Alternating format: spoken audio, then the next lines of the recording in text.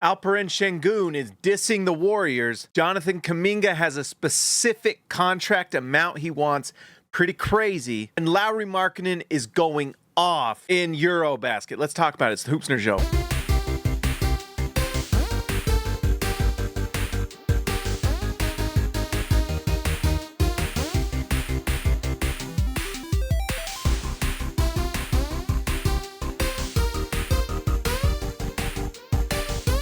Alright guys, like always, like the video, subscribe to the channel. This first item is Alperen Sengun talking about the Warriors dating back to their playoff games last season. Alperen Sengun, according to Clutch Points, says Alperen Sengun on the Rockets losing to the Warriors in the playoffs last year.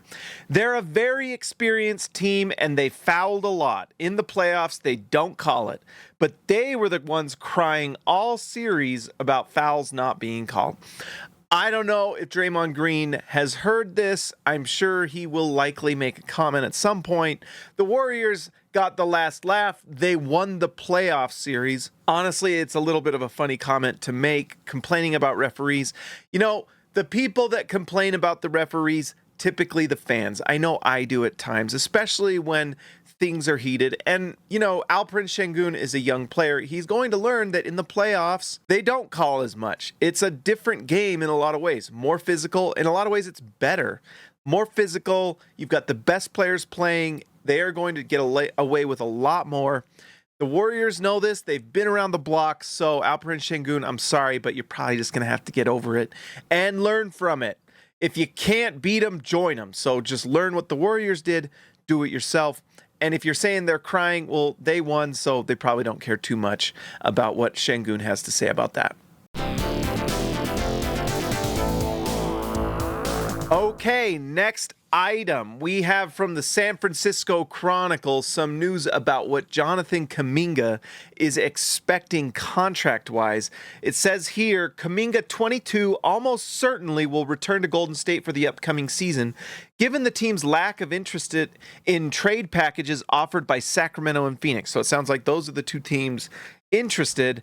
As the source put it, I don't think he has a choice because they're not going to acquiesce to his trade requests. There's no palatable sign and trade for the Warriors. And then we find out beyond that why that may be.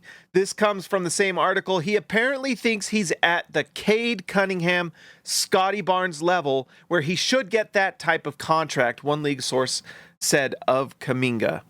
It's a real quandary. I think it's bad for the Warriors and bad for him. I have to agree a little bit, although I tell you what, the problem right now with the Warriors and with Kuminga is they're looking at a 2-year deal, and apparently, according to these different sources online, they're fighting over whether that second year is a team option or player option.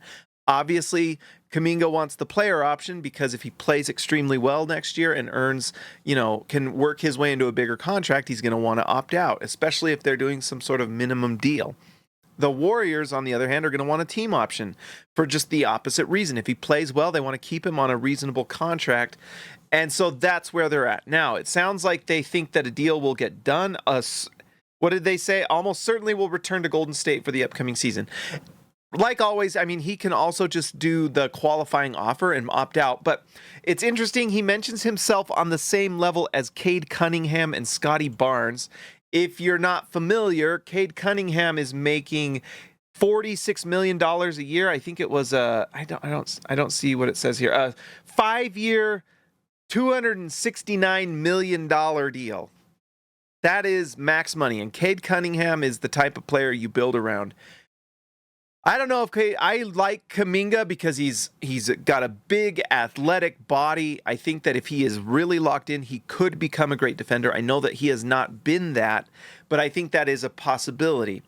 But that's all pie in the sky. That's all potential. And a lot of GMs have been fired making moves and contracts and things like that based off of potential. After this much time, the Warriors probably have a good idea of what he is. Now, I'm not the biggest fan of how the Warriors have handled Kuminga. I feel like he deserved a much better chance to kind of develop.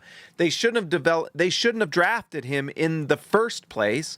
if they didn't think he was going to fit. It never seemed like it was quite a fit, and that makes me think that's more of an owner making a pick than the coach or front office, you know?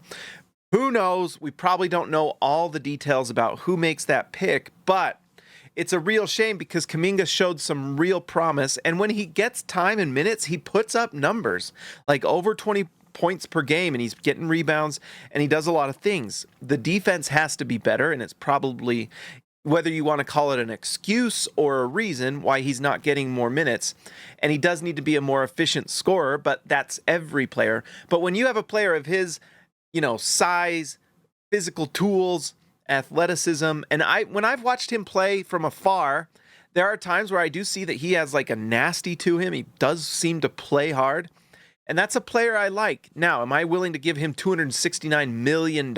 Probably not. But, no, definitely not. That's a huge, huge number. Not just the number, but the years. And maybe there's a team out there willing to give him like a 1 year, $40 million deal just to give him some run. I've even thought about that for the Jazz.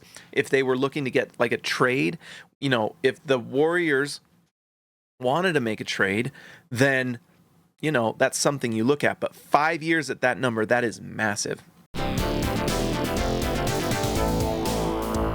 Now, speaking of the Jazz and a potential, not necessarily a potential trade with the Warriors, but just speaking of the Jazz and Lauri Markkanen. Markkanen goes off again for 42 points in an exhibition game today in Poland.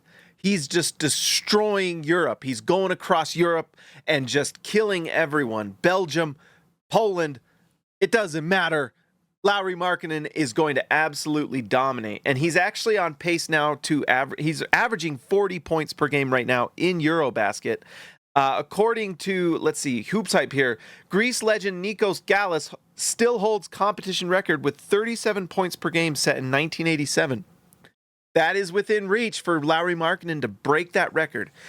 It's a great sign for the Jazz. Jazz fans, if you're seeing this, no matter what you think or what you want this upcoming season, we talked about this before, this is incredible because it just means Lauri Markkanen is back. We remember the last time he played extremely well in EuroBasket. He came back to the NBA and made the All-Star team. So he is looking like classic, at least classic Jazz Lauri Markkanen, even though this is like only his third or fourth season, whatever it is. He's looking like he's back to his all-star form.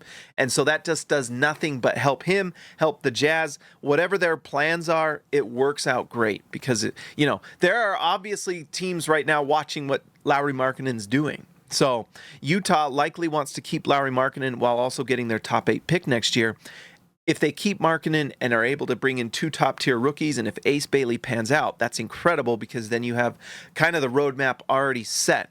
It's just going to be a little bit of a scary thing this season with Lauri Markkanen playing because if he's playing this well, it's going to be hard to lose as many games as the Jazz probably want to. And like we know, the Utah Jazz are playing to win. They're not going to have players resting this year just for the sake of tanking.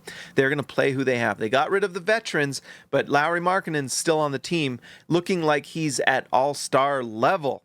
All right, guys, like the video, subscribe to the channel. Shout out to the members. I appreciate all of you, and also the All-Stars. The All-Stars! Thank you so much for what you're doing. I really appreciate it. I will talk to you next time.